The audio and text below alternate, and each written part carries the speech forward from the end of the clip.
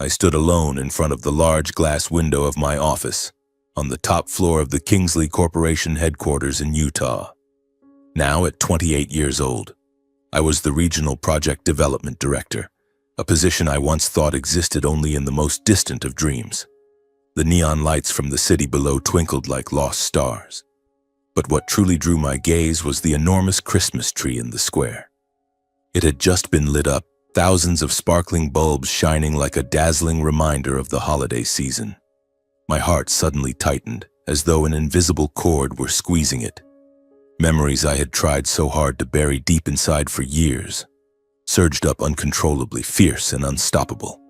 They dragged me back through time to that deadly Christmas when I was 20 years old, in the old house on the outskirts of Denver. I remember the feeling as clearly as if it were yesterday. Back then I was still Mark Miller, a name I hated with a burning passion but hadn't yet dared to discard. That suburban house was no luxurious villa.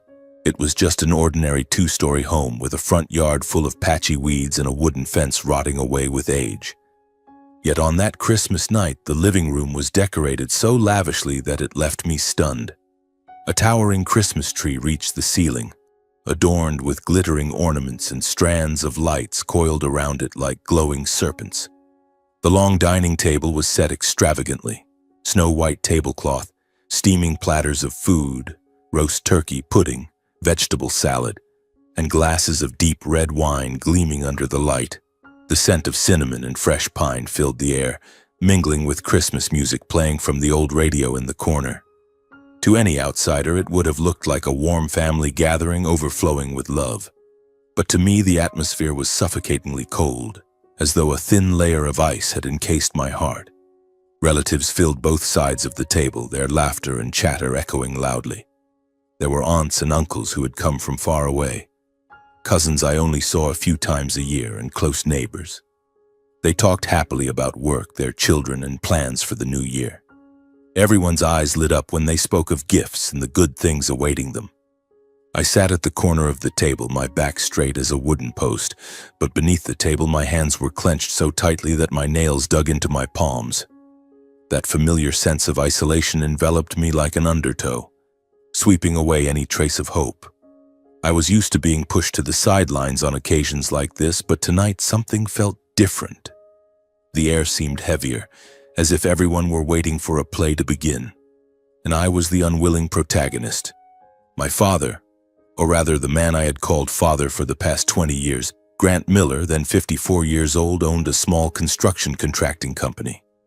He was hot-tempered, authoritarian, and let money blind him to all moral boundaries. His face was flushed red from alcohol, his thinning gray hair carefully combed, and his black suit made him look every bit the boss he believed himself to be. He was going around giving gifts to each person, wearing a wide but calculated smile. Every large gift box was handed over with hollow words of blessing, and everyone's eyes shone with eager anticipation. My aunts and uncles received expensive gifts: a watch for Uncle John, a pearl necklace for Aunt Mary, and thick envelopes stuffed with cash for my cousins. Applause broke out each time a gift was opened, and the atmosphere grew even more lively. I sat there trying to keep my face calm, but inside me a storm was raging. I knew exactly where I stood in this family, an unnecessary extra, a faint shadow. I had been treated that way since childhood, but tonight an indistinct anxiety made my heart pound. Would he even remember me? Or would I once again be overlooked, just like every year before? I clenched my fists tighter, trying to suppress the trembling rising from deep within. Then it was my turn. The entire room suddenly fell silent, as if someone had turned off all sound. Every pair of eyes turned toward me, curious, pitying, contemptuous. My heart raced wildly, blood rushing to my ears with a deafening roar. Grant paused, looked at me with a twisted smile, then slowly pulled a single bill from his jacket pocket. Not a big gift box like everyone else's, but just one crumpled old $1 bill. He flung it straight at my face. The paper sliced through the air and slapped my cheek before falling onto the table. The pain wasn't from the impact itself, but from the naked humiliation. My cheek burned as if I had been slapped hard. $1. "That's all you're worth in this house, you bloodless bastard," Grant declared in front of the entire family, his voice ringing out like a death sentence. "From this day forward, I sever all father-son ties with you.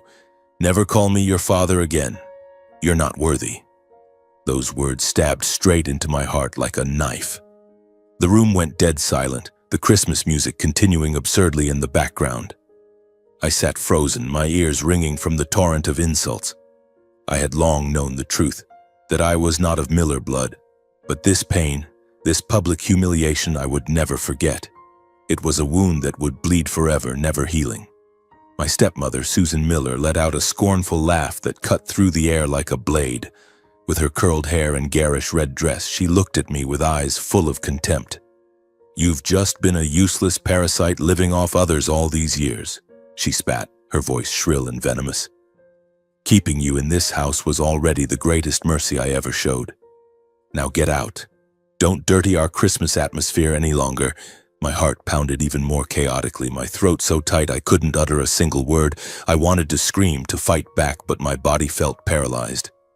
My younger stepbrother, Lucas Miller, 5 years my junior, laughed loudly with delight, each burst hammering into my skull. With his round face and brand new clothes, he mocked, "Look at yourself, brother. Your pockets are completely empty. How are you going to survive out there? But whether you live or die, it's no longer any concern of this family." None of the relatives tried to stop it. Not one person stood up for me. Some even joined in the laughter as if this were a hilarious party joke. Others looked at me with pity mixed with disdain, the way one might look at a stray dog being chased from the house. There I sat, in the middle of that lavish feast, feeling smaller and more alone than ever before.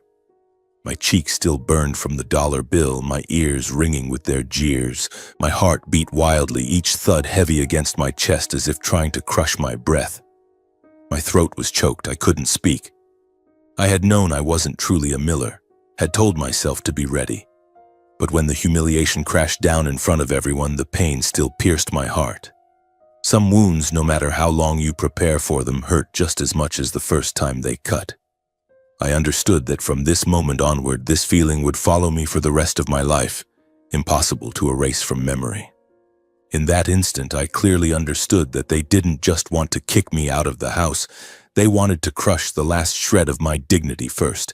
They wanted me to leave with a broken heart and a trampled soul, so that I could never again hold my head high. After Grant's humiliating words, Susan's scornful laughter, and Lucas's venomous taunt, the living room, ablaze with Christmas lights, suddenly plunged into a heavy, suffocating silence. The banquet table remained lavishly spread, the tree still glittered, and the relatives sat frozen around it, not a single soul speaking up in my defense. Amid that festive atmosphere, I stood utterly alone, fully aware that in this house I had no one. Yet in that moment, a strange power surged up from the deepest part of me. It wasn't blind rage. It was cold, crystalline clarity forged from years of silent endurance. I stopped trembling. On the contrary, my body felt steadier than it ever had. I lifted my head, looked Grant straight in the eye, and smiled. A calm, defiant smile. I spoke evenly without the slightest quiver in my voice. "Fine. From now on, I won't call you father either." The entire room fell dead silent. My smile struck him like a slap in return. Grant blinked, his alcohol-flushed face draining of color. Susan's laughter died in her throat, her mouth hanging open.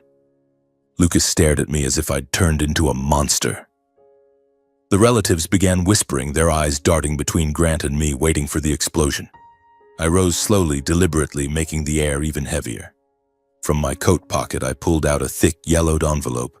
I placed it on the table in front of Grant, right beside the crumpled $1 bill still lying there. My demeanor was calm but unyielding, a silent declaration of war. Grant stared at the envelope, momentarily stunned, then reached for it. His hand trembled slightly, though he tried to hide it. Inside was my real mother's letter. Rose, the mother who died when I was very young. The handwriting was soft and familiar, a letter I had read hundreds of times on lonely nights. Beside it were all the receipts. fragile sheets of paper that carried ironclad proof that Grant had embezzled the monthly allowance sent by my biological father for years. Receipts for withdrawals bearing my mother's signature before her death, then Grant's afterward. Every sheet clearly listed the date, the amount, and the supposed purpose, none of which had ever reached me. Instead, the money had funded the Millers' lavish lifestyle. I stood there watching Grant flip through page after page. My heart pounded, not from fear, but from the thrill of waiting for the truth to detonate. Grant shot to his feet, stumbling back toward the window, clutching the letter and receipts. He skimmed them, then read more carefully, his face turning as white as the paper. Sweat beaded on his forehead despite the freezing winter night and the howling snow outside. Susan and Lucas sensed something terribly wrong. Susan stood up abruptly, her voice shrill. "Grant, what's going on? Why do you look like that?" Lucas glared at me in confusion, his earlier smug grin gone. Grant tried to stay composed, but his hands shook, the papers rustling loudly. "What? What is this? How did you get these?" he stammered, voice hoarse. But I knew he understood perfectly. Everything was collapsing right in front of him.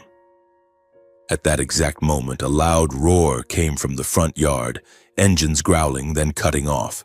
A convoy of gleaming black SUVs pulled up in perfect unison, their headlights sweeping across the snow-covered lawn. The house erupted into chaos. Relatives jumped up, crowding the windows, murmuring, "What's happening? Why are all these cars at our house?" Grant looked outside and turned deathly pale, his body shaking as if he might collapse. He knew. He had to know. Those vehicles weren't random. They were the mark of a far greater power, a storm he had tried to hide for years. 3 firm, authoritative knocks sounded at the door. The entire room froze in curiosity and fear. The air turned to ice. Only the absurd Christmas music kept playing from the radio. Every eye turned toward the entrance. I walked to the door, gripping the handle tightly, my heart hammering in my chest.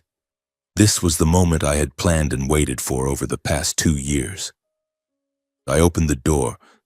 The first man to step inside carried such dignity and authority that the whole room held its breath. Tall, silver-haired yet sharp-featured, dressed in a perfectly tailored black suit. He paused gently in front of me, swept a cold, commanding gaze across the room, then placed a heavy hand on my shoulder. A hand that instantly filled me with strength I had never known. It was Robert Kingsley, my biological father, the billionaire head of the Kingsley Corporation, lord of a vast empire of tourism and resorts. Strength flowed from that hand through my entire body. I turned back to face Grant, my voice now ringing clear and unbroken. "Why did you steal the money my mother left for me? Why did you treat me cruelly for years? Beating me, starving me, treating me like a beggar. And today, why did you humiliate me in front of everyone like this?" My words cut through the silence like knives. The relatives' whispers grew louder, eyes shifting frantically. Grant's face turned purple with rage. He slammed the table and roared, "You're making this up. All lies to ruin my reputation. I raised you for years and now you dare slander me like this." Susan immediately jumped in, shrieking, "You ungrateful bastard! After everything I gave you. Food, a roof. This is how you repay us." Lucas bellowed in fury, his face crimson. "You're not worthy of the Miller name. Get out, you piece of trash." I stayed silent for a few seconds, letting their words hang in the air, then spoke with calm, razor-sharp finality. "From this day forward, I no longer carry the name Miller. I am a Kingsley, because I have found my real father, and he is the man standing behind me, billionaire Robert Kingsley." My words fell like a bomb. The room went dead silent, the air freezing for several breathless seconds. Grant trembled violently. The stack of receipts slipped from his limp hands and scattered across the floor with a dry rustle. Several relatives picked them up, skimmed them, then looked up in horror at Grant's family. The truth was laid bare in the middle of that Christmas feast, stripping away every ugly layer of pretense. Whispers turned to open murmurs, spreading like wildfire. So that's how it was, poor Mark. Grant and Susan tried desperately to explain, their voices cracking. No, it's not like that. It's a misunderstanding. But no one believed them anymore. The relatives' eyes were now filled with contempt and disappointment. Robert stood silently, yet his mere presence was an impenetrable wall that rendered every excuse meaningless. I no longer cared about their stares. I had seen the true face of the family that raised me for 20 years.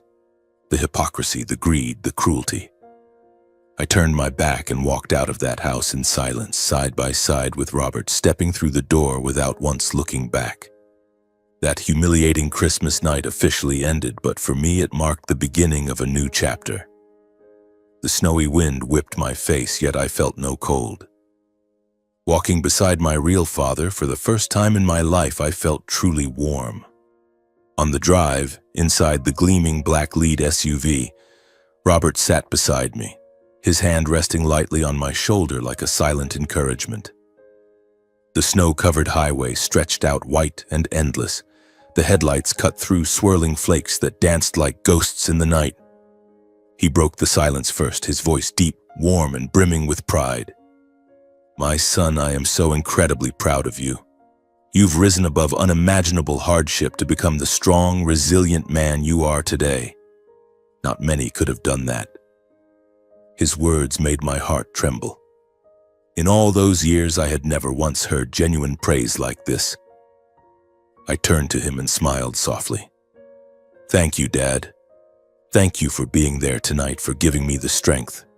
Without you, I don't know how I would have faced them. Robert nodded, his eyes glistening under the passing streetlights, as if he were holding back emotions that had been pent up for decades. As the car glided smoothly along the long road, my memories slipped even deeper past that cruel Christmas night and back into the distant days of my childhood. They rushed in like a flood, sweeping everything away, forcing me to lean my forehead against the cold window and stare into the pitch-black darkness outside. I was 6 years old, too young to fully grasp the meaning of life and death. My mother, Rose Miller, fell gravely ill. She had cancer, a monstrous disease I only understood as Mom is tired, so she has to stay in the hospital. I remember how the suburban house in Denver turned gloomy. The smell of disinfectant drifted from her room. She lay in bed, her face gaunt, her once shiny long hair almost completely gone. I often sat beside her bed holding her hand and asking, "Mom, when will you be better so we can play again?" She would give me a faint smile and stroke my hair.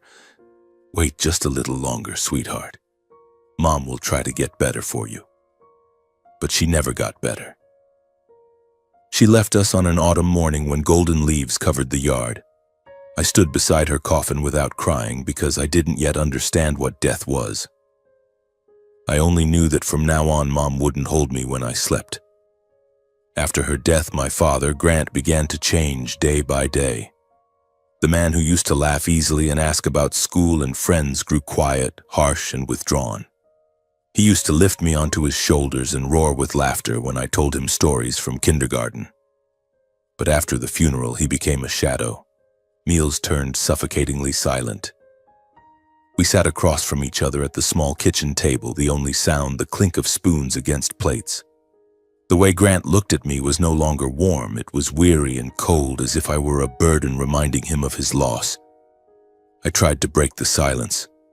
Today I drew a picture at school and the teacher said it was really good, Dad. He would only grunt without looking up.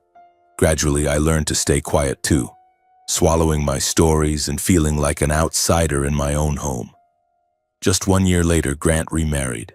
Susan entered our lives with a saccharine smile, curled hair, and bright floral dresses.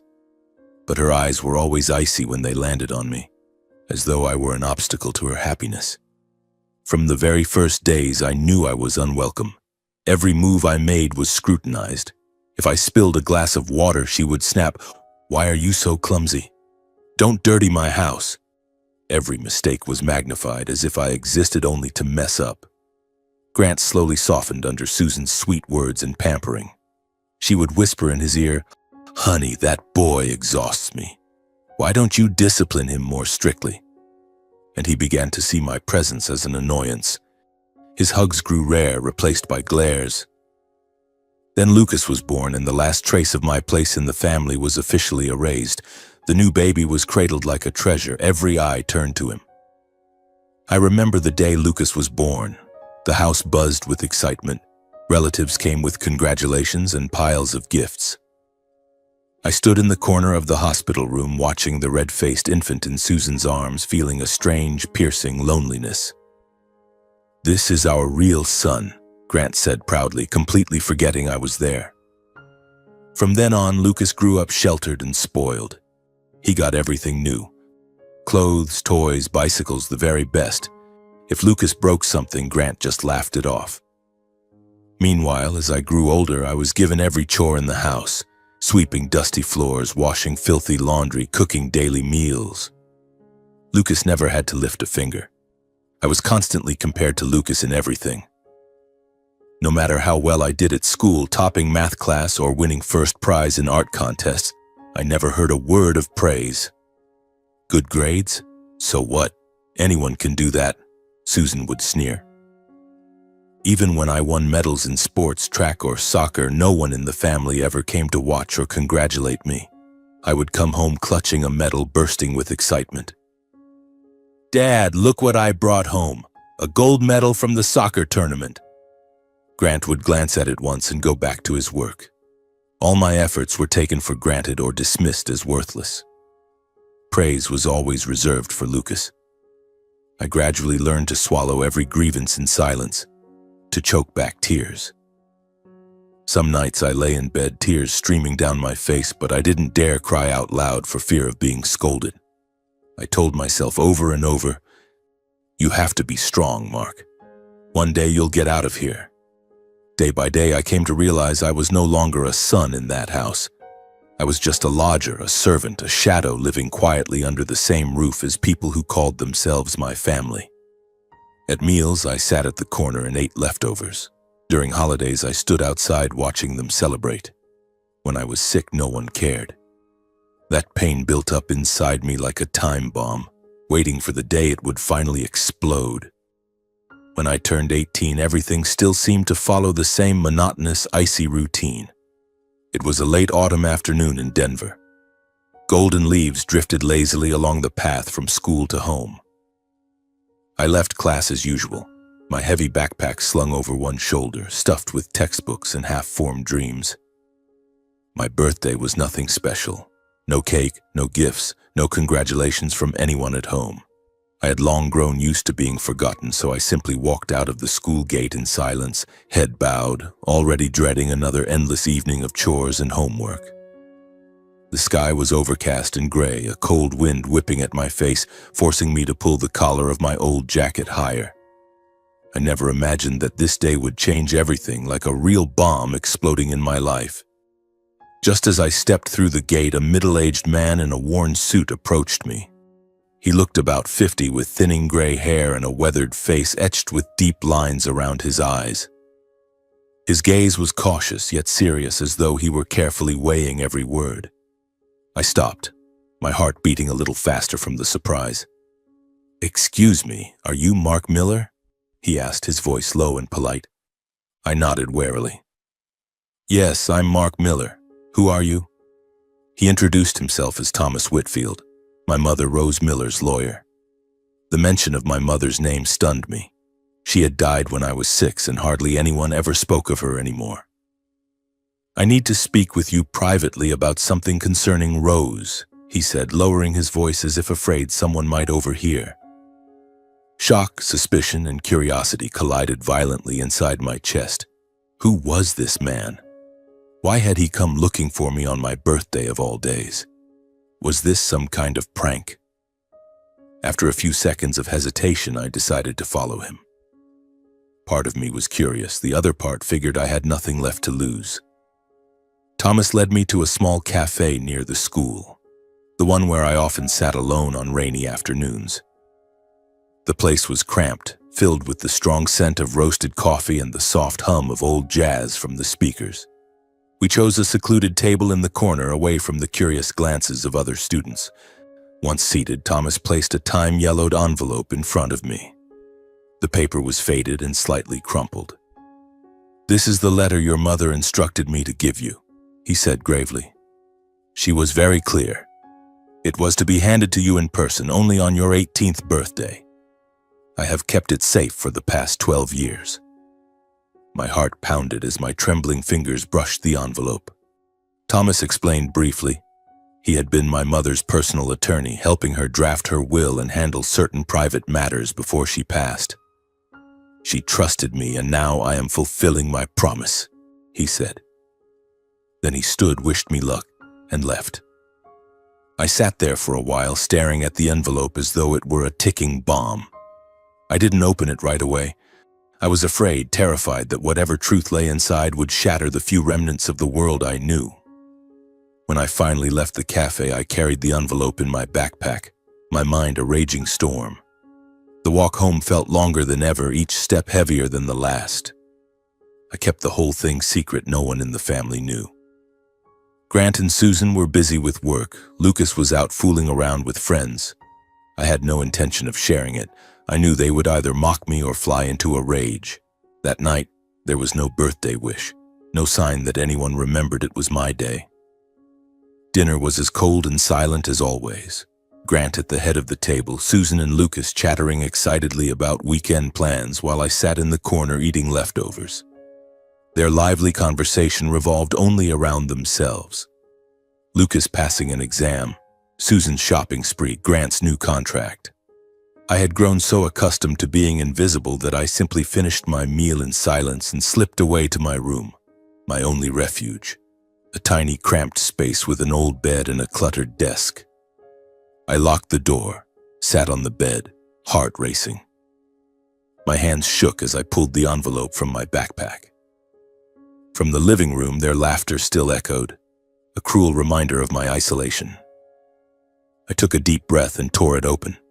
Inside was a letter in my mother's gentle handwriting, along with an old photograph of a young, unfamiliar man, sharp-featured with jet black hair and a confident smile. I began to read. Each line cut like a blade. In the letter, Rose confessed a truth that had been hidden my entire life. I was not Grant Miller's biological son, the man I had called father for over a decade. The words struck me like lightning. She explained, years ago she had been a maid for the Kingsley family, one of the wealthiest and most powerful dynasties in the tourism and resort industry. She worked at their main estate in Utah, surrounded by luxurious resorts. While employed there, Rose and the young heir, Robert Kingsley, fell in love in secret. She described him as ambitious and kind, but bound by family duty. They met in hidden moments, late afternoons by the lake on the estate grounds, whispering love between her working hours. But when she became pregnant with me, the Kingsley family discovered the affair. Robert's parents, powerful figures with a vast business empire, intervened immediately. Using money, threats, and lawyers, they severed everything. She was fired, all contact was forbidden, and she was banished from ever returning or reaching Robert. "They called you a stain, a mistake," she wrote, her handwriting trembling. In exchange, the Kingsleys agreed to send Rose a monthly allowance to raise the child, me. That was their way of resolving the scandal and protecting the family's reputation. My mother left quietly, carrying her unborn child and a secret she could never reveal. She wrote of her lonely journey to Denver, marrying Grant, a kind but ordinary man she met by chance, hoping he would love me as his own. But life had not turned out that way. At the end of the letter, Rose begged my forgiveness for letting me grow up in the shadow of the truth. "I love you, Mark. I never wanted you to suffer, but I had no other choice. This photograph is of your father, Robert Kingsley. Find him if you ever need help. He is a good man, only trapped by his family." Each word hammered into my mind. My breathing grew labored, my chest tight as though squeezed by an iron band. The letter slipped from my shaking hands and fell to the floor. Suddenly, every childhood memory, my mother's death, the family's coldness, it all fell into place with chilling clarity. The weary way Grant used to look at me. Now I understood he had always known I wasn't his. Susan's constant scorn, she hated me because I was a living reminder of the past. Lucas's pampering, he was the real blood son. Everything formed a horrifying, perfectly cruel picture. I sat frozen in my room, eyes blankly fixed on my mother's final words. In one birthday evening, the world I knew collapsed entirely. The man I had called father for over a decade was suddenly a complete stranger. And I, in that moment, no longer knew who I was or where I belonged. Was I still Mark Miller, or the son of a distant billionaire? I sat there for hours, tears streaming silently down my face, my mind spinning with questions that had no answers. After the night I read that letter, I lived in a prolonged state of bewilderment, as if my entire body were submerged in thick, impenetrable fog. Every memory of Grant's cruelty came rushing back relentlessly, refusing to give me even a moment of peace. A smoldering anger began to rise inside me like a tiny flame that never stopped spreading, burning through every thought. I wanted to scream, to storm into the living room and confront Grant right then and there. You knew everything, didn't you? You've been lying to me all these years. But I chose silence. I showed no sign of anything unusual. I knew that if I exploded now, everything would shatter, and I wasn't ready. I needed time to process, to plan. So I continued living in that house as though I had never uncovered that earth-shattering secret. Every day I still woke at 5 a.m., swept the dusty floors, did the laundry, cooked breakfast for the whole family, then hurriedly biked to school. I still bowed my head when Grant barked, "Move faster, you lazy good-for-nothing." I stayed quiet when Susan sneered, "You're so useless. How will you ever survive out there?" I watched Lucas play with his new toys without letting jealousy show on my face. On the outside, I was calm as a machine, forced smiles when necessary, monotone replies when spoken to. But inside, my mind spun endlessly around my mother's letter and the photograph of that stranger. I hid them under my pillow, and every night when the house fell silent, I took them out and stared. Robert Kingsley's face in the photo, young, confident, made me wonder, does he look like me? Does he remember Mom? Does he even know I exist? Those questions haunted me. My sleep became restless, filled with nightmares. Time passed in that quiet torment day after day like a slow but relentless river. I forced myself to focus on studying, knowing it was my only way out. I spent hours in the school library, not just doing homework, but secretly looking up anything I could about the Kingsley family. Back then, though, I didn't dare dig too deep. I was afraid the truth would be too immense, that it would swallow me whole. Then came the day the university results were announced. I was accepted into a college in Denver, not the most prestigious, but one I could afford with scholarships and part-time jobs. It was the reward for countless sleepless nights studying under a weak desk lamp. I came home clutching the acceptance letter, hoping for even a single word of praise. Grant only glanced at it. "So you got in? Good. Now take care of yourself." Susan smirked. "Don't think you're special. Once you're on your own, you'll see how tough it is." I swallowed the bitterness, but inside I was secretly overjoyed. This was my chance to leave. I asked permission to move out for the sake of my studies. Grant and Susan didn't try to stop me, they even looked relieved. They coldly declared that from now on I had to fend for myself completely. No more financial support, no help of any kind. "You're grown now. Handle your own life," Grant said without a trace of affection. Susan added, "And don't come crawling back for money." My departure was quiet. No send-off, no well wishes. One late summer morning, I packed my few belongings, a handful of old clothes, my books, and my mother's letter, into a cheap suitcase, then rode my bike away from that suburban house in Denver. No hugs, no goodbyes. I looked back at the house one last time. My heart tightened, but I felt no regret. That was where I had grown up, but it had never been my home. I moved into a tiny rented room near campus, cramped with moldy walls, a creaky iron bed, and a mini gas stove. I began a completely independent life, working part-time at a cafe to pay rent, buying the cheapest food, studying late into the night. For the first time, I tasted freedom. Freedom to breathe, to think, to act without being watched and judged. With that first taste of freedom, I finally decided to investigate what was written in the letter. No longer sneaking around, I spent hours in the university library and nearby internet cafes. Using the name Kingsley, I searched business records and news archives online. I typed, Kingsley family, Robert Kingsley, Kingsley Tourism Corporation. The results flooded in like a tidal wave. Articles about their colossal hotel and resort empire, luxury properties in Utah, chains across Europe and Asia, billions in annual revenue, glamorous real estate projects. I saw photos of Robert, now a billionaire, on the covers of business magazines, his confident smile identical to the one in the old photograph. I began to grasp the sheer scale of it all. Not just wealth, but real power, with connections everywhere. The contrast between our impoverished life, Mom and I scraping by on meager meals, clothes patched over and over, and the Kingsley's opulence made my blood run cold. Sitting in front of the computer screen, hands trembling, I thought, how did Mom survive that? Why did she have to suffer so much? I remembered my own deprived childhood. Christmases without gifts, forgotten birthdays, times I was sick and had to buy medicine myself because there was no money for a doctor, and I wondered if that monthly allowance really existed, where had it gone? Mom's letter mentioned regular payments from the Kingsleys to raise me, yet I had never seen a single cent. Had Grant known and kept it all? The thought kept me awake at night. I began piecing together the smallest clues from the old house. Papers I'd glimpsed when sneaking looks at Grant's documents. Strange receipts he hid carefully. Now that I was out, I needed a real plan. One day I called home with a made-up excuse about retrieving some old books, just to stay in contact.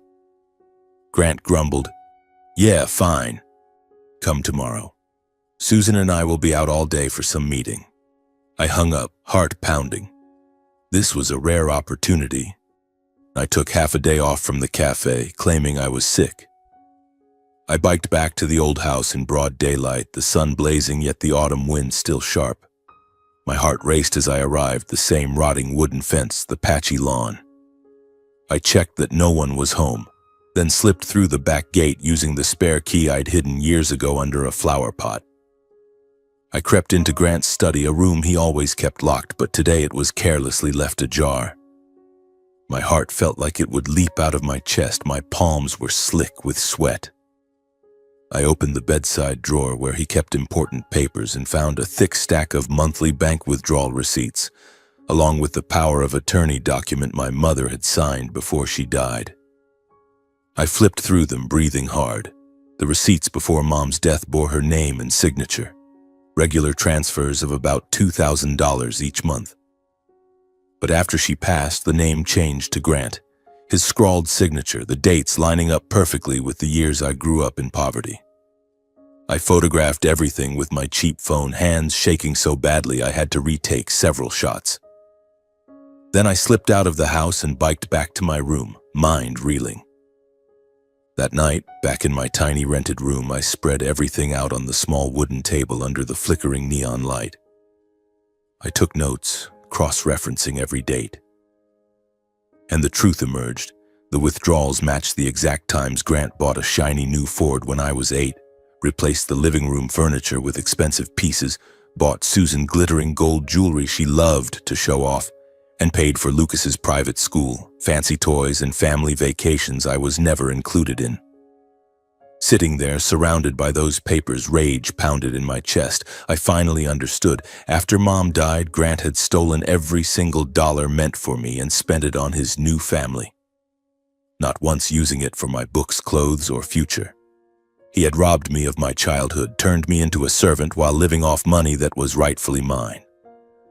In that cramped room, amid the receipts scattered across the table, I finally saw clearly who my real enemy was. Grant wasn't just a cold stepfather, he was a liar, a thief. And for the first time in my life, I made a firm decision. I would find the man in the photograph, my real father. Not to beg for money, but to demand justice and to discover where I truly belonged. After all those discoveries, I no longer had any doubt about my true identity. I was Robert Kingsley's son, not Grant Miller's. Yet another fear began to creep in, stealthy and smoldering like a shadow. What if my biological father refused to acknowledge me? What if history repeated itself exactly as it had with my mother? She had been banished from the family, cut off completely. Would I, the child born of a mistake, now be pushed to the margins once again? That thought kept me hesitating, lying awake on the creaking iron bed, staring at the mold-stained ceiling. I imagined Robert looking at me with cold eyes and saying, "Who are you? I don't know you." Or worse, he would deny everything and have security drag me away like a fraud. The fear wasn't physical pain, it was the terror of final rejection, the dread that I truly belonged nowhere. I found contact details on the corporation's website, media relations, human resources, even the executive office. I wrote more detailed emails, attaching a scan of the old photograph and a few lines from my mother's letter. "I am the son of Rose Miller. I need to meet Mr. Robert Kingsley to clarify the truth." I sent them late at night when the rented room was silent except for the patter of rain on the tin roof. But every message vanished into silence. No replies, no calls. My inbox stayed empty as if the words I'd written had never existed. Disappointment piled up and I began to wonder, does he simply not want to know? Or is someone blocking me? Around that time I started feeling watched. At first it was just a vague sensation. Strange glances from passers-by, a car parked longer than usual in the alley. Then, on late shifts leaving the cafe, I noticed a stranger standing at the entrance to my alley. A tall man in a black coat smoking under a street lamp, eyes furtively scanning toward me. The first time I thought it was imagination. The second and third times I was certain. My heart raced faster on the way home. I walked quickly, glancing over my shoulder. Who was following me? The Kingsley Corporation? I double-locked my door, drew the curtains tight, yet sleep remained restless. That fear made everything more tense, like I was playing a dangerous game of chess against an opponent hidden in the dark. Then one morning, as I opened the door to head to class, a plain white envelope lay wedged under it. No sender, no stamp, no address. My hands shook as I picked it up. It felt like holding a live grenade. Inside was a single small slip of paper typed in cold letters. "Bury the past and live quietly. Otherwise you will disappear." The threat hit me like a punch in the face. I realized my search for the Kingsley family had been discovered. Someone inside the organization had intercepted my emails and wanted the truth silenced forever. I thought of Robert. Did he know? Or was this the work of others in the family? Fear surged, tempting me to stop, to forget everything and live a normal life. But then I looked at the photograph my mother left, at her eyes full of hope. No, I couldn't. I also understood clearly, if I gave up now, I would spend the rest of my life as a shadow, without roots, without justice. I would keep slaving away while Grant and his family lived comfortably off my money while I struggled in a moldy room. No, I had to see this through to the end. I decided to rent a car and set off immediately. I saved every extra cent from work, rented an old beat-up car from a garage near campus, and stuffed a few changes of clothes and all the evidence into a suitcase. Destination: Salt Lake City, Utah. Headquarters of the Kingsley Corporation. A journey of over 500 miles across desolate highways and towering mountains. I drove through the night, heart pounding at every road sign. Am I being reckless? I asked myself, but I didn't turn back. When dawn broke and Salt Lake City appeared, skyscrapers glinting in the morning sun, I felt a strange surge of strength, the power of truth. When I stepped into the corporation's headquarters, a towering modern glass tower in the city center, my heart pounded like war drums. The lobby was vast, polished marble floors, uniformed staff coming and going. I walked up to the reception desk, clutching the envelope of evidence, trying to keep my voice steady. "I need to see Mr. Robert Kingsley. It's a very important personal matter." But before I could explain further, security stopped me. Two large men in black suits stepped forward. "Sorry, sir, you don't have an appointment. Please leave." I tried again. "I'm his son. I have proof." They just shook their heads and placed hands on my shoulders. At that moment, a middle-aged woman emerged from the elevator, followed by a young man. She was tall, platinum blonde hair in a severe bun, wearing an expensive suit. Catherine Kingsley, Robert's wife. Beside her was Finley Kingsley, their legitimate son. His face resembled Robert's but was filled with arrogance.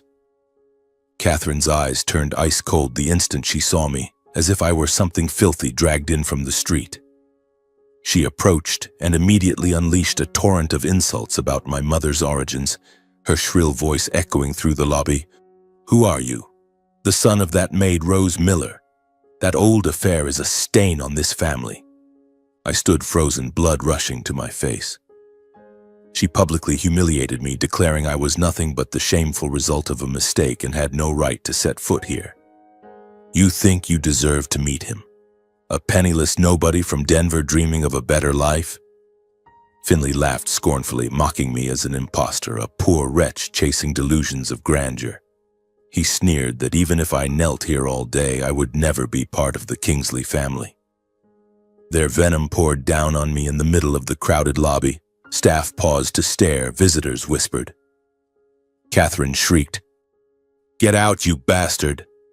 This is no place for you." Then she coldly ordered security to drag me out like a troublemaker. They grabbed my arms and shoved me toward the doors. Before I was thrown out, they openly threatened, "If you show up again, you won't just disappear legally, you'll disappear for good." Those words cut like knives, chilling me to the bone. I was pushed backward under the indifferent gazes of staff and guests. In that moment, I understood. Catherine and Finley were the ones behind all the surveillance and threats, trying to silence me forever. They had known about me from the emails and wanted me erased, just as they had erased my mother. Just as the heavy glass doors were about to close in my face, a deep, commanding voice rang out from inside the lobby. "Stop! Let him go!" Those footsteps made every security guard freeze. Their hands dropped from my arms. Catherine and Finley both turned deathly pale in unison. The man who appeared was Robert Kingsley. Tall, silver-haired, sharp-featured, exactly like the photograph. He walked forward, his eyes sweeping over me, and time seemed to stand still. My heart pounded wildly. This was my father, and he was right here. I stood frozen as the man appeared in the lobby. Every line on his face matched almost perfectly the person in the photograph my mother had left behind. The only difference was the commanding icy aura he carried, like a king stepping out of a palace of glass. I had stared at that picture hundreds of times in my cramped rented room under the flickering neon light, wondering what kind of man he was. Now he stood right in front of me, real enough to touch. The air in the lobby suddenly grew heavy, as though everyone were holding their breath, waiting for an explosion. Staff paused mid-task. Visitors froze in place, and Catherine stammered, "Robert, what are you doing?" But he didn't even glance at her. His eyes were fixed solely on me. In that instant, I knew without a doubt that this was my real father. There was no longer any room for uncertainty. The resemblance wasn't just physical. It was in the way he stood, solid and immovable like a mountain. I called out his name, my voice trembling yet resolute, echoing through the vast lobby. "Mr. Robert Kingsley. I am the son of Rose Miller." The moment her name left my lips, Robert froze. His gaze locked onto mine. His expression darkened as if a long-buried memory had suddenly been ripped to the surface. The atmosphere in the lobby became suffocatingly tense. Robert immediately signaled for all the security guards to stand down. His voice was short and absolute. "Let him go." Everyone stepped back. The guards hesitated for a second, then obeyed, retreating like shadows. He walked slowly toward me, eyes never leaving my face, studying every detail. Each footstep rang out on the marble floor, making my heart pound harder. He stopped just a few paces away and asked in a low, deliberate voice, "What did you just say? Son of Rose Miller?" I nodded, hands shaking as I held out the envelope containing the letter and Rose's photograph. This is my mother's letter. It has your picture inside." He took it. His fingers trembled slightly, just a small gesture, but it told me he was not made of stone. The instant Robert's eyes fell on the photograph and the familiar handwriting, his face changed completely. The stern, commanding mask softened. The hand holding the letter shook. His breathing slowed for several agonizing seconds. I watched him skim it, then read more carefully, his eyes misting with an emotion I had never expected to see in a man of such power. The entire lobby fell deathly silent, as if everyone were witnessing a tragic play. Catherine pushed forward, voice shrill. "Robert, don't believe that forged letter. He's a con artist." Finley shouted, "Dad, call the police. He's only here to extort money." But Robert cut them off coldly. "Take him to my office, now." Catherine and Finley immediately protested louder, insisting I was insane, a fraud. "He's making it all up. Some broke kid from nowhere dreaming of stealing our fortune." Catherine shrieked, her face flushed with rage. Finley cursed, "Dad, don't let him fool you. He's not your son." They kept demanding security. "Throw me out at once." Catherine pointed accusingly at my face. Finley tried to grab Robert's arm, but Robert didn't turn around, didn't answer them. He simply repeated his order, voice like ice. That absolute dismissal left Catherine and Finley stunned, speechless, mouths agape, eyes wide with shock and fear. They stood there like statues while the guards escorted me with Robert toward the private elevator. The elevator rose to the top floor in total silence. I could hear my own heartbeat. Robert stood beside me without speaking, but I felt the tension radiating from him. His shoulders were rigid, his breathing deeper. The doors opened onto a vast office. Floor-to-ceiling windows overlooking all of Salt Lake City. A gleaming wooden desk, luxurious leather chairs. He motioned for the guards to leave, then closed the door. The moment we were alone, the cold mask on Robert's face collapsed entirely. He strode straight to me and wrapped me in a fierce embrace. His breath hitched, his whole body trembled with emotion that had been suppressed for nearly 20 years. The hug was tight enough to crush the air from my lungs, yet it carried a warmth I had never known. Joy, regret, and pain all mingled in it. I felt it in the way he held me, as if terrified I might vanish. I stood rigid in the arms of the man who should have been my father long ago, my body stiff as stone. My heart hammered.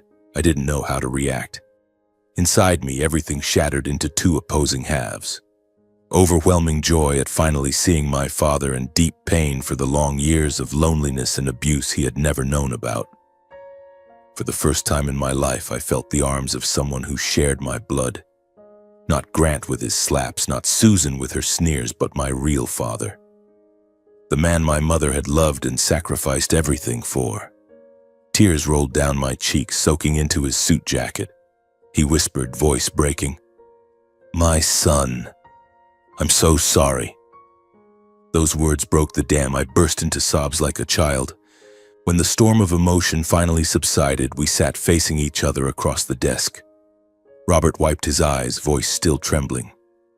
"Tell me about Rose. How is she now?" I took a deep breath and began telling him everything. How my mother fell ill. The agony she endured in the hospital, her death when I was only 6, the impoverished life we led in Denver. I told him about Grant, how he changed after Mom died, how he stole the allowance money, and the years I was treated like a slave.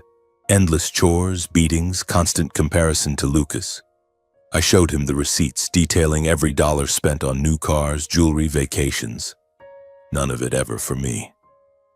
My voice shook as the memories flooded back. Nights I went hungry, the times I was called useless.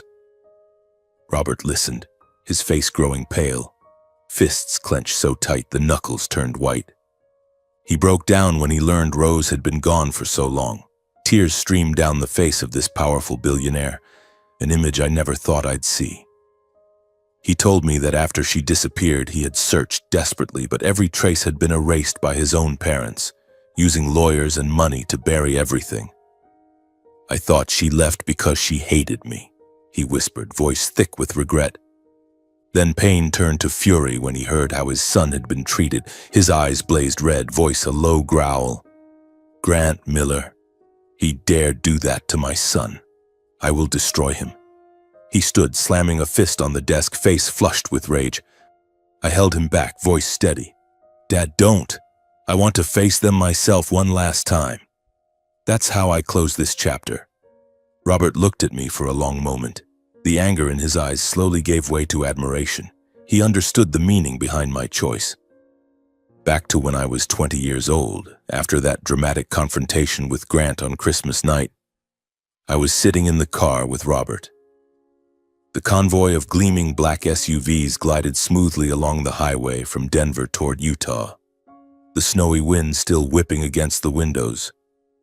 The interior was quiet, broken only by the steady hum of the engine and our breathing. Robert sat beside me, his face still carrying traces of the emotion from the embrace at headquarters. He turned to me, voice low and warm. My son, come home with me to the estate. You can live there, work at the corporation. I'll make up for everything you've lost. The offer tightened my chest. A new life, luxurious, with my real father by my side. But I shook my head, voice firm. Dad, thank you. But I want to stay in Denver and finish my studies. Everything has happened so fast, I need time to settle. Robert looked at me, a flash of sadness in his eyes. He ached to compensate immediately after all those lost years. He sighed. I understand. You've been strong on your own for so long. I respect your decision. He placed a hand on my shoulder, and we continued the journey in silence. Yet the bond between father and son had already begun to form. Robert declared he would immediately cut off every dollar Grant had ever stolen, the monthly allowance from the Kingsley family. I'll stop all transactions and sue that family in court, he said, voice full of resolve. I neither cheered nor objected. I simply accepted that from now on everything would be settled by law. No more emotional confrontations, only evidence, lawyers, and verdicts. In the days that followed, I returned to my student life in Denver, but everything was different. No more exhausting late shifts at the cafe, no more worrying about rent or meager meals. Robert quietly provided financial support, regular transfers, nothing flashy, but enough for me to focus entirely on my studies for the first time in my life. I sat in the university library, surrounded by books, no longer distracted by chores or money troubles. Classes became easier. Friends noticed the change. You look healthier, Mark. I smiled but said nothing. Inside, I waited anxiously for the summons to reach Grant for the trial. My father's lawyers swiftly gathered everything: bank receipts, my mother's power of attorney document, the full transaction history from the Kingsley estate. They worked fast, completed the paperwork, and officially filed the lawsuit against Grant and his family for years of embezzling a minor's support funds. The complaint was airtight, backed by ironclad proof. Every monthly withdrawal Grant made after Mom died, spent on personal luxuries instead of me. Summonses were delivered one after another to the Miller household. I could picture it. Grant opening the envelope and turning ashen, Susan panicking, Lucas stunned. They called me a few times, voices trembling. Mark, what's going on? This has to be a misunderstanding, right? I answered coldly, talk to your lawyer. My silence terrified them more, and I felt a quiet satisfaction, not revenge, but justice drawing near. One evening, about 2 weeks after that fateful Christmas night, I had just returned to my rented room after class when the door suddenly burst open. Grant, Susan, and Lucas stood there, looking haggard and frantic, every trace of their former arrogance gone. Grant was gaunt, eyes ringed with dark circles, his suit rumpled. Susan's makeup was smeared, hair disheveled. Lucas was pale as death, clothes unkempt. They pushed inside, shut the door, and Grant spoke with a shaking voice. Mark, we need to talk. They begged for forgiveness, pleaded with me to ask Robert to spare them. Susan sobbed. Mark, I'm sorry. Please don't send us to prison. Lucas stammered. Mark, I know I was wrong. Please ask Mr. Kingsley to let our family live. They dropped to their knees, clutching my hands in desperation. I looked down calmly at the faces that had tormented my childhood. Grant's slaps, Susan's sneers, Lucas's mocking laughter. My heart ached, not from pity but from the flood of memories. I spoke steadily. You have to face the consequences of what you did. Now leave. They wept and begged more, but I opened the door and pushed them out. When it closed, I collapsed onto the bed, breathing hard. That was the last time I saw them before the trial. And in that moment, I realized I had become stronger than ever. The trial unfolded quickly, the evidence undeniable. The Denver courtroom was packed. Relatives, reporters, curious onlookers. Tension filled the air. Whispers spread as Robert's lawyers presented the receipts, transaction records, and my testimony. I took the stand as a witness, recounting every year of exploitation and theft while the room listened in silence. My voice was steady but heavy with emotion. I was made to do all the housework since I was a child, beaten, starved. The money meant for me was spent on them while I had to fend for myself. People listened. Some wiped away tears. Grant stared at me with belated remorse, but I didn't meet his eyes. Every act of embezzlement was laid bare in public. How Grant withdrew the funds after my mother died, spent them on new cars, jewelry, vacations, while I lived in deprivation. Grant sat in the defendant's chair, head bowed, trying to deny it, but his lawyer had no solid defense. The Miller family received the punishment they deserved. The court found Grant Miller guilty of embezzlement of entrusted property and long-term financial abuse of a minor. 12 years in prison, ordered to repay the entire stolen amount plus interest and all assets acquired with illicit funds, including the house, seized. He collapsed in his seat, hands covering his face as the sentence was read. Susan Miller was convicted as an accomplice for concealing the crime and profiting unlawfully. 5 years suspended sentence with probation, ordered to surrender all personal assets derived from the stolen money, the gold jewelry, luxury furniture. She wailed, begging the judge, "I didn't know anything." But the evidence proved she knew and benefited. Lucas Miller was found to have knowingly profited illegally. He was old enough to understand. 3 years suspended sentence, barred from handling finances for 5 years, and ordered to perform community service. He sat frozen, face white, arrogance completely gone. All bank accounts linked to the family were frozen on the spot. Ownership of assets was transferred to compensate me according to the ruling. The judge struck the gavel. The sound rang out like a death sentence for their past. Grant crumbled completely in the defendant's chair. Susan broke into hysterical sobs, clutching Lucas. He sat numb before the irreversible truth. When the trial ended, I walked out of the courthouse alone without looking back, officially closing the final chapter of my life as a Miller. The Denver sun blazed brightly, a cool breeze blew, and I felt truly free.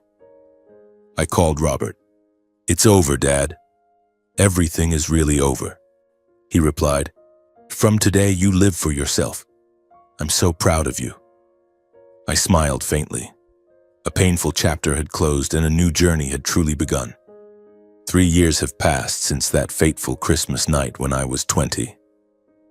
Time flowed like a calm yet turbulent river, carrying me from Denver to Utah, from a struggling student to a man gradually finding his rightful place.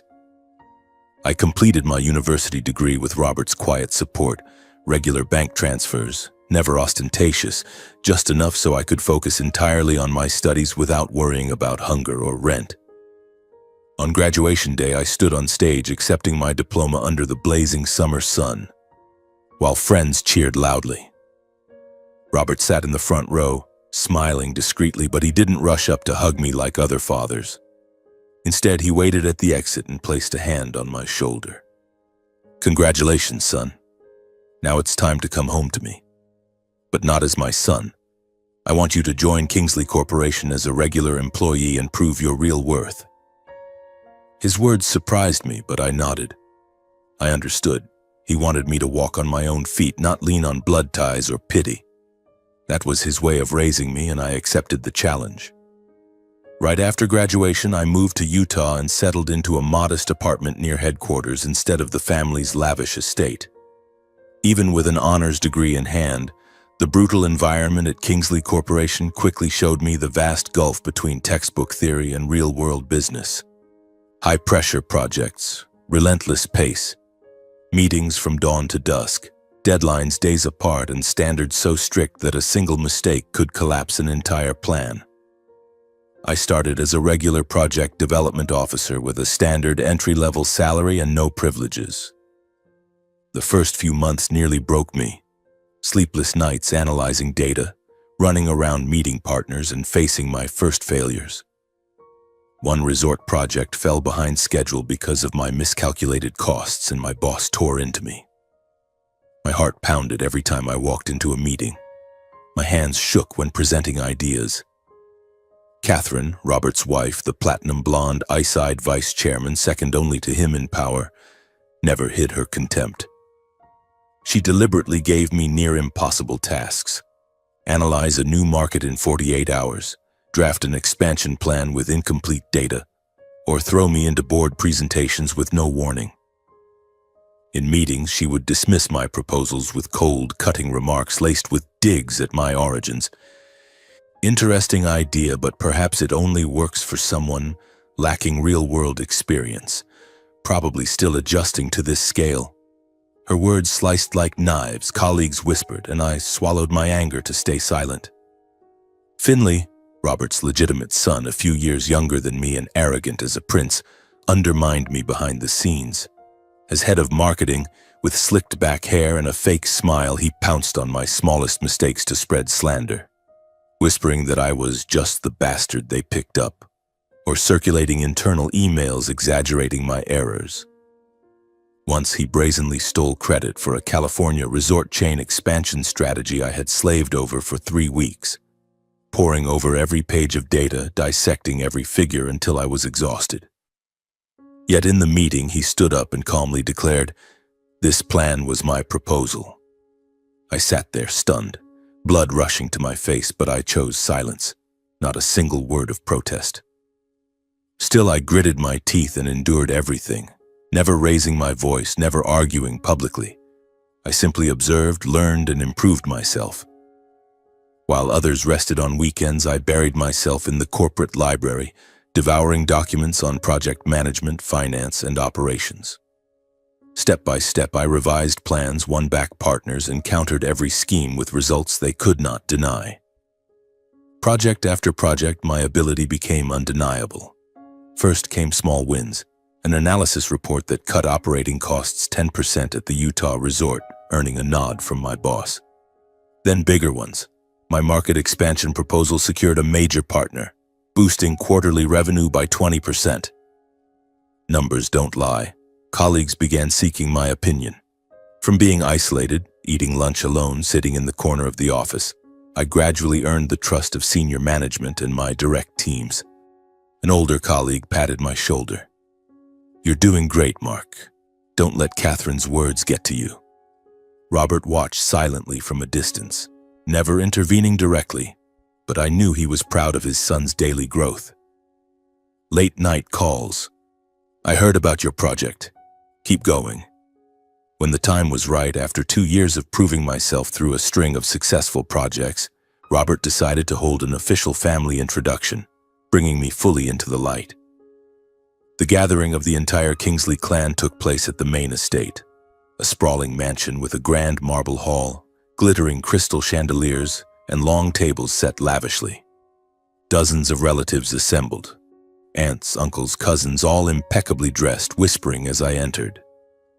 I walked in composed and calm in a tailored black suit, hair neatly styled, yet still met with scrutinizing eyes and murmurs about my origins.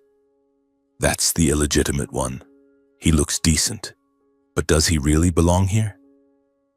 When Robert stood and declared before the entire family, "Today I present Mark, my biological son, with Rose Miller. He will join the line of succession and share responsibilities with Finley." The hall fell silent, then erupted in whispers. Catherine shot to her feet in protest, voice shrill. Robert, you've lost your mind. This boy is an outsider. Bringing him in will destroy the family order. He has no right to inheritance. Born to a maid, now dreaming of taking everything. Finley also rose, openly mocking, face flushed with rage. Dad, don't be fooled. Mark just showed up to steal credit and power. He got lucky on a few projects, that's all. I'm the only legitimate son. Their words cut deep. The clan whispered louder, eyes fixed on me with suspicion. I stood there, heart racing, but said nothing, waiting for Robert. Amid the chaos, Robert's voice thundered coldly. Mark is my lawful heir. Anyone who refuses to accept this decision will be immediately removed from the family and stripped of every cent of inheritance. His words struck like lightning. The hall froze in stunned silence. No one dared oppose him openly again. Catherine collapsed back into her chair, face ashen. Finley went mute, fists clenched. I stood there, cold sweat running down my spine, but strength surged inside me. The introduction ended in heavy silence, yet I knew the real battle had only just begun. Afterward, the jealous faction led by Catherine and Finley secretly conspired to sabotage me behind contracts, projects, and closed-door meetings. They manipulated data in my reports, spread rumors that I climbed by riding my father's name, or deliberately handed me doomed projects so I would take the fall. Once critical information on a major international deal was leaked, and Finley whispered to leadership that I had been careless. I discovered the trap through a hidden email, heart pounding as I read it. But I didn't react impulsively or accuse anyone. Instead, I dismantled each trap step by step, neutralizing every plot with competence and composure. Double-checking data, winning partners back with solid evidence, and presenting clearly in meetings. A project nearly ruined by cost overruns I turned around by renegotiating with suppliers, saving millions. From initial suspicion, family members gradually began to look at me differently, no longer seeing only my origins but my real ability and grit. An elder uncle patted my shoulder. You've done well, Mark. It's not easy in your position. One successful project followed another. European resort expansions, optimization of domestic hotel chains, generating massive profits. I carved out my own place in the corporation and within the Kingsley family the hardest way possible, by rising on my own, without leaning on Robert, without tricks, only through sweat and intellect. Over those years, I stayed up night after night analyzing data, rushing to meet partners and learning from every small failure. From a newcomer viewed with suspicion, I rose to become Regional Project Development Director, leading my own team and earning praise from senior management. Colleagues began seeking me out. Mark, what do you think of this plan? I smiled and answered thoughtfully, but inside I remained wary. I knew Catherine and Finley had never truly accepted me. They had retreated into the shadows, but they hadn't disappeared. And just when I was finally standing firm in the corporation, they launched their final counterattack, like a venomous snake that had been waiting for the perfect moment to strike. It was a massive project, a luxury resort development in Hawaii worth hundreds of millions of dollars, involving international partners and an extremely tight deadline. After my previous successes, I was put in full charge. At first, everything went smoothly. I drew up detailed plans, conducted thorough risk analyses, and negotiated contracts. Then strange things started happening. Cost data was quietly altered. Figures suddenly ballooned, causing delays. Partners called, furious. Why have costs skyrocketed like this? We won't accept it. I double-checked everything, heart pounding with dread. Someone had tampered with the contract files without notice. At the same time, internal rumors spread. Mark Kingsley is ruining the big project. Maybe he's not capable after all. He only got here because of his father. Anonymous emails were sent to the board, exaggerating mistakes and placing all blame on me. I sat in my office staring at the screen, cold sweat breaking out. I knew this was no coincidence. Catherine and Finley were behind it, sabotaging the project to destroy me before I became a real threat to Finley's inheritance. Fear surged. After everything I had fought for, could I lose it all now?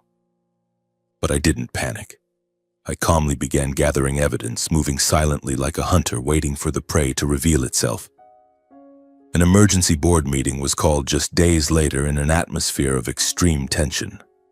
The top-floor conference room with floor-to-ceiling windows overlooking the sunlit sprawl of Salt Lake City felt like it was on fire inside.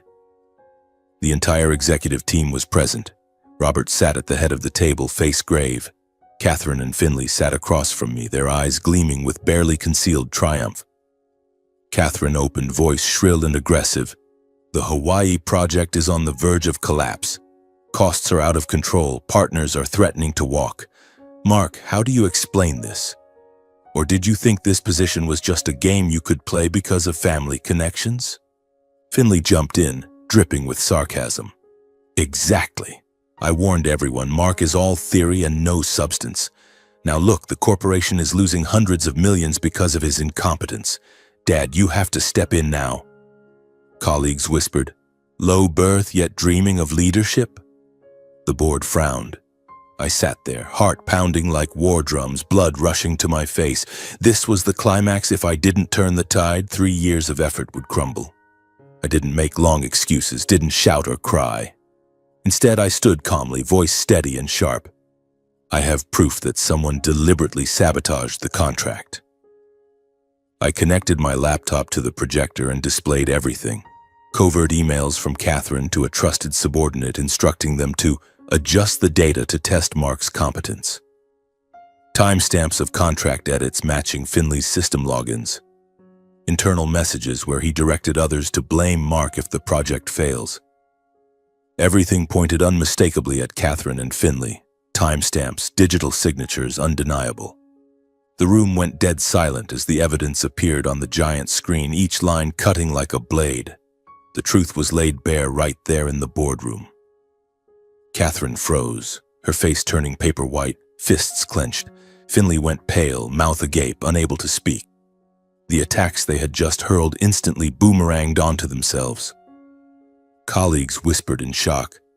I can't believe it was actually them sabotaging everything. The board looked at them with contempt. For the first time, Robert slammed his fist on the table. The sound thundered through the room. Rage turned his face crimson. He turned directly to Catherine and Finley, voice a low growl.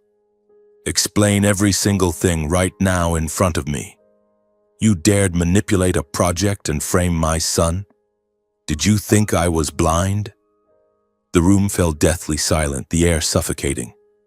At first, Catherine tried to deny it, voice trembling. "Robert, you've misunderstood. Finley and I were just testing Mark's ability." Finley shouted, accusing me of fabrication. "He made it all up. Those emails are forged." But as I tossed printed copies onto the table, timestamps, signatures, access logs, they gradually fell silent, unable to refute a single thing. Catherine bowed her head, tears streaming down. Finley collapsed into his chair, face ghost white. Robert, furious, declared he would strip both mother and son of all authority in the corporation as punishment for their long deception. "As of today, you are both relieved of your positions. I will remove you from the board and from inheritance rights if necessary." At that peak of tension, I stepped forward and stopped him, voice calm but resolute. "Dad, stop. I exposed everything not to destroy them, but so you would know the full truth and put an end to the schemes in the dark. Give them a chance to make amends." Robert stared at me, stunned, anger giving way to surprise, then deep admiration. Catherine and Finley were equally speechless at my decision, mouths open in disbelief. The room fell completely silent. Everyone looked at me as if I had just done the unthinkable. The meeting ended in heavy silence. From that moment on, all of Catherine's and Finley's authority was placed under Robert's strict oversight. She lost the right to sign major contracts. He was demoted to a minor role. Their status in the family was no longer what it once was. They remained, but like shadows, never again daring to hold their heads high. A few days later, Catherine and Finley came to my private office on their own. Late afternoon, as the sun set blood-red through the windows, they entered looking exhausted and terrified of losing everything. Catherine's eyes ringed with dark circles, no makeup, voice hoarse. Finley kept his head down, Arrogance gone, only trembling remained. "Mark, we came to apologize," Catherine said, voice shaking. For the first time, they bowed their heads and apologized for everything they had done. Catherine confessed, "I was afraid of losing my position, afraid Finley would lose his future. I was wrong. I treated you terribly from the very first day. Please forgive me." Finley stammered, "Brother, I was jealous of you. I sabotaged you, stole your credit, spread rumors. Please forgive me." I looked at them for a long time, memories flooding back. The humiliation in the lobby, the impossible tasks, the secret plots. My heart ached, but no longer with anger. Finally, I said I would never forget what I had endured, but I chose to end it here so everyone could have a chance to make things right. I forgive you, not because you deserve it, but because I no longer want to live with hatred. Fix your mistakes and never repeat them. Catherine broke down sobbing, tears rolling down her cheeks, voice choked. "Thank you. You are far more generous than I ever imagined." Finley stood frozen, eyes red, whispering, "From now on, I'll call you brother, and I mean it with all my heart." For the first time, they realized they hadn't lost to power but to conscience. Defeated by a forgiveness they themselves had never possessed. They left looking lighter, and from that day forward everything changed. After that, Catherine and Finley withdrew from all underhanded fighting. She began sincerely supporting my projects. He started learning from me instead of sabotaging me. The corporation grew calmer and I continued my path, not through hatred but through the choice to forgive once the truth had been reclaimed. In the years that followed, I grew step by step within the corporation through my own abilities. Every project I led delivered clear results, from expanding the resort chain across Asia, where I successfully negotiated with local partners to cut construction costs by 20%, to optimizing the domestic hotel management system, pushing quarterly revenue to record highs. Robert gradually entrusted me with greater responsibilities, no longer supporting me quietly from behind, but openly placing absolute trust in his son. He would call me into his private office and hand me thick stacks of documents. "My son, this project is yours. I know you'll do it well." Those words warmed my heart, not because of the power, but because they were recognition from the father I had once only dreamed of. Catherine and Finley truly turned over a new leaf. The rivalry and jealousy were gone. They used their experience and resources to help me run the corporation, seeing it as their way of atoning for past mistakes. Catherine, who once coldly dismissed my ideas, now sent supportive emails. "Mark, regarding the Hawaii plan, I have some old contacts who can help. Call me if you need anything." She even joined my meetings, offering sharp advice drawn from decades of experience. Finley changed most dramatically. The former saboteur began coming to my office to ask, "Brother, I don't understand this analysis. Can you explain it to me?" At first I was wary, suspecting another trick, but gradually I saw his sincerity. He genuinely wanted to make amends and prove himself without fighting for dominance. We started working together on a major European market expansion project. For the first time in front of the entire board, he openly declared, "The core concept was Mark's idea." I froze for a second, still guarded, unsure whether it was true goodwill or another trap. But over time, the suspicion melted away and our joint sessions became real collaboration. The Kingsley family, once torn by scheming and division, began to heal because of these changes. The journey, from that Christmas night at age 20 when I was thrown a crumpled $1 bill, a moment of humiliation that still lingers like a scar. The confrontation with my stepfather Grant in front of the relatives' banquet table. The fateful meeting with my real father Robert in the headquarters lobby. The long months of struggle within the family against Catherine and Finley. All of it now closes in a long, winding recollection. Yet today, at 28, as Regional Project Development Director of the Kingsley Corporation, I realize those memories no longer stab my heart. They have become milestones of a road already traveled. They are lessons about the power of resilience, the value of justice, and the human capacity for change. I no longer feel anger when I think of Grant or Catherine. Instead, I am grateful, because they forged me into the man I am now. I gently push the old memories aside, tidy the papers on my desk, project reports, newly signed contracts, and a small family photo Robert gave me, and leave the office earlier than usual to go home for Christmas with my family. I drive toward the Kingsley estate on the outskirts of the city. The familiar road is lined with pure white snow. Cold wind lashes the windows, yet warmth fills my chest. I think of Christmases past, sitting alone in the corner of the Miller table watching them laugh while my heart ached, and compare them to now. The difference makes me smile to myself, hands tightening on the steering wheel. When I arrive, the entire Kingsley family is already waiting. The mansion glows with light and laughter. The vast estate, its gardens blanketed in snow, holds a towering Christmas tree that touches the ceiling in the grand living room. The long banquet table is elegantly set, fragrant roast turkey pudding, glasses of deep red wine gleaming under the chandeliers. The scent of cinnamon and fresh pine fills the air, mingling with cheerful Christmas music. Robert stands at the door like a true father welcoming his son home. He opens his arms and hugs me tightly, voice warm and low. "You're home. I've been waiting for you." Catherine smiles from a distance and nods. "Merry Christmas, Mark." Finley claps me on the shoulder. "Brother, let's open presents together this year." Relatives gather around, voices lively. Aunts and uncles asking about my latest projects. Cousins raising glasses in toast. No more suspicious glances, only genuine warmth. In that moment, I suddenly realize I am no longer the child standing on the sidelines of a banquet table.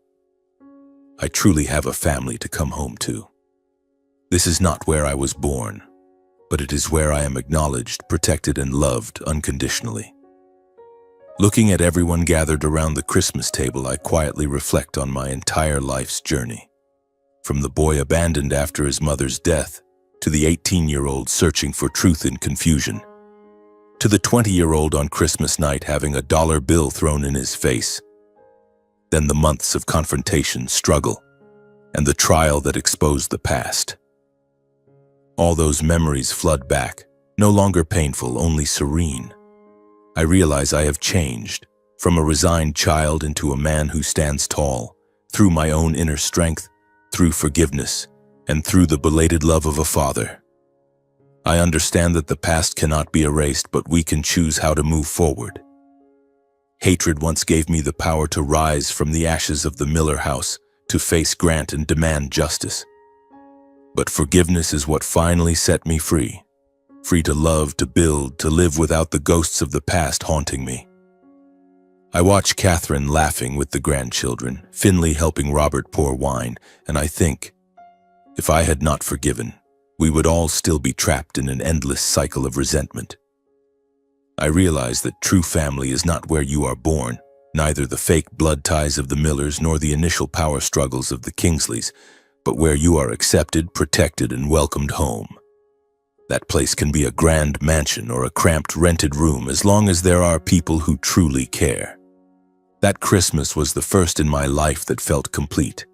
No contemptuous stares, no cold banquet table, no humiliating dollar bill from years ago. Only warm lights, peaceful laughter, and arms genuinely open to welcome me home. After all the loss and struggle, I had finally stepped out of the darkness and into the light of a real family. We gathered around the tree, opening gifts. Robert gave me a watch engraved with my name. Catherine a business book, Finley tickets to a game, and laughed late into the night. I stepped out onto the balcony watching the snow fall gently and thought of my mother. "Mom, I've found the home that was truly meant for me. The place where they open their arms and accept me." My story ends there, as a reminder. Never let your origins decide your destiny.